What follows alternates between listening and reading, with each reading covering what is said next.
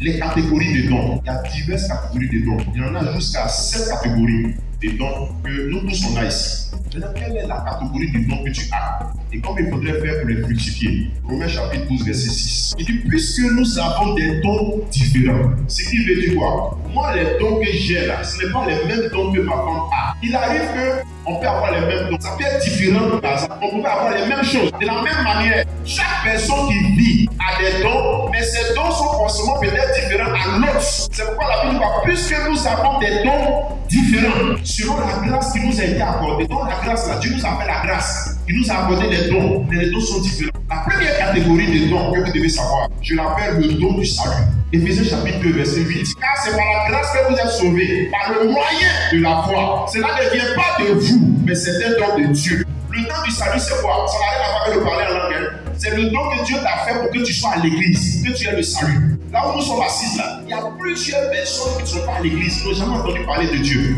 Mais si Dieu a permis que toi tu entends parler et que tu te retrouves dans la maison de Dieu, c'est que tu as le don. Le fait que tu sois à l'église, c'est pas parce que tu es le plus beau, c'est pas parce que tu es le plus intelligent. Le fait que tu sois chrétien, c'est pas parce que tu as fait la plus grande offrande ou bien quelqu'un qui sait plus prier que les autres. Mais notre présence dans la maison de Dieu est un don. C'est pourquoi quand tu vois les païens, quand tu vois quelqu'un qui n'a pas Christ en lui, il ne faut pas se moquer de lui parce que Dieu t'a fait grâce. C'est pourquoi il dit, car c'est par la grâce que vous êtes sauvés, par le moyen de la foi. Cela ne vient pas de vous, mais c'est un don de Dieu. Deuxième catégorie de dons. Actes chapitre 2, verset 38. Pierre leur dit, répondez-vous pour recevoir le don du Saint-Esprit. La deuxième catégorie de dons que Dieu fait, c'est le don du Saint-Esprit. Le don du Saint-Esprit, c'est quoi? C'est avoir reçu le Saint-Esprit. Laissez-moi vous dire, il y a plusieurs églises dans le monde, mais ce n'est pas toutes les églises qui ont reçu le Saint-Esprit. Il y a des personnes juste aujourd'hui, ils n'ont pas encore reçu ce don-là. Acte chapitre 9, verset 2. Donc Dieu leur demande, avez-vous reçu le Saint-Esprit quand vous avez cru, en d'autres termes, quand vous avez accepté le Seigneur? Est-ce que vous avez reçu le Saint-Esprit?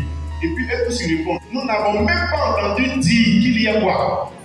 C'est-à-dire que tout ce monde n'a jamais entendu parler du Saint-Esprit. Il faut savoir, dans ce monde d'école, on est là. Il y a des gens qui n'ont jamais entendu parler du Saint-Esprit. La force d'une église, c'est le Saint-Esprit, par la grâce de Dieu.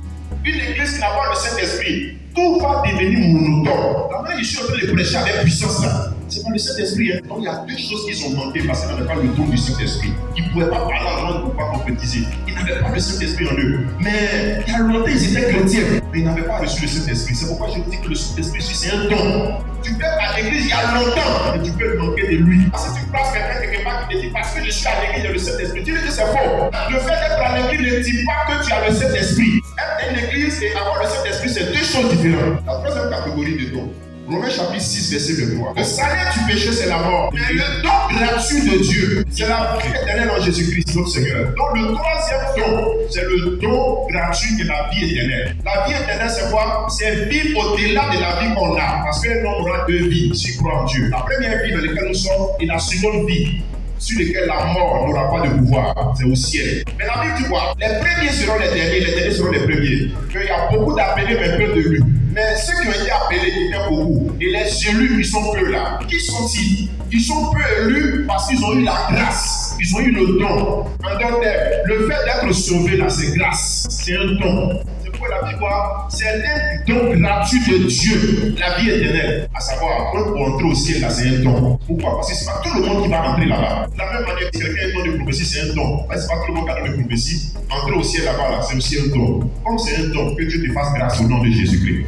Le quatrième type de don, Éphésiens chapitre 4, verset 8 et ensuite au verset 11. Dieu montre là où il fait des captifs et puis il fait des dons aux hommes. Au verset 11, quand il fait des dons aux hommes, il a donné les uns comme apôtres, les autres comme prophètes, les autres comme évangélistes, les autres comme pasteurs et les autres comme docteurs. Et ce type de dons-là, on les appelle les dons ministères. Ça n'a rien à voir avec le don du salut. Là, c'est un don aussi. Mais là, c'est un autre type de don, c'est un don ministère. Et dans ce don ministère, on dit qu'ils ont été appelés comme apôtres. Il y a d'autres qui ont été appelés comme prophètes.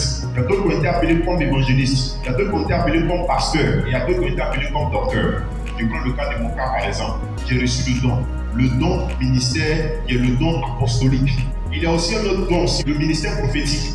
Mais le ministère prophétique est différent du don de prophétie. Ce n'est pas parce que tu as un don de prophétie que tu es prophète. C'est pour ça qu'il y a des gens qui ont commencé à prophétiser là, automatiquement on les appelle prophètes. Ils ont l'audace d'aller faire l'église. Arrivé à un certain moment, ils ont tous les problèmes. Pourquoi? Parce que le don qu'ils ont de prophétie là, ce n'est pas un don ministère, mais c'est un don spirituel.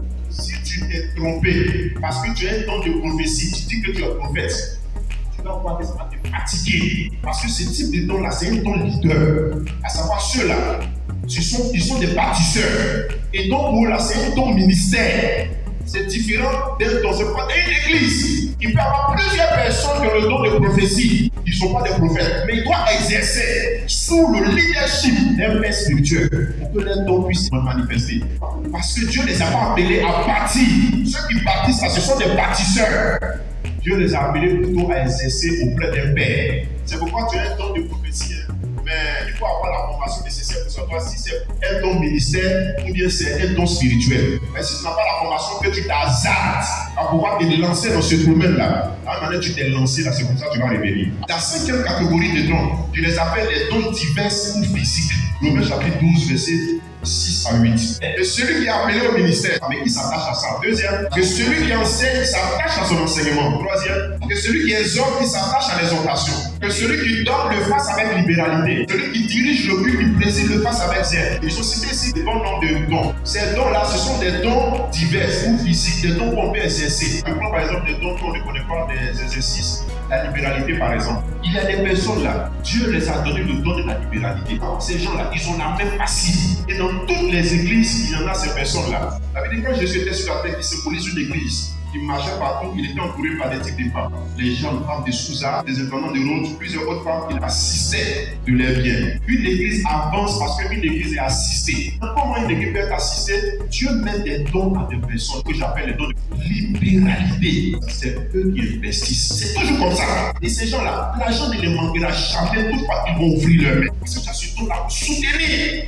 Mais la majeure partie des temps, qu'est-ce qu'on fait? Le don de libéralité, on bloque ça parce que l'argent est trop difficile et on ne sait pas que c'est notre don. Quand on bloque, ça donne en léthargie. Si Dieu t'a donné à donner, c'est comme un canal, un tuyau par lequel l'eau passe. Quand un tuyau a problème, le tuyau handicape toute une église et le tuyau s'handicape lui-même. Quand le tuyau n'est pas été fait pour être brisé, le tuyau a été fait pour évacuer. À savoir, quand tu as un don de libéralité, là, Dieu va passer toujours par toi. Mais quand tu retiens, tu vas priver l'œuvre de Dieu de ce qu'il faut et tu vas aussi te priver aussi. La majeure partie des caniveaux qui sentent là, c'est que l'eau ne passe plus.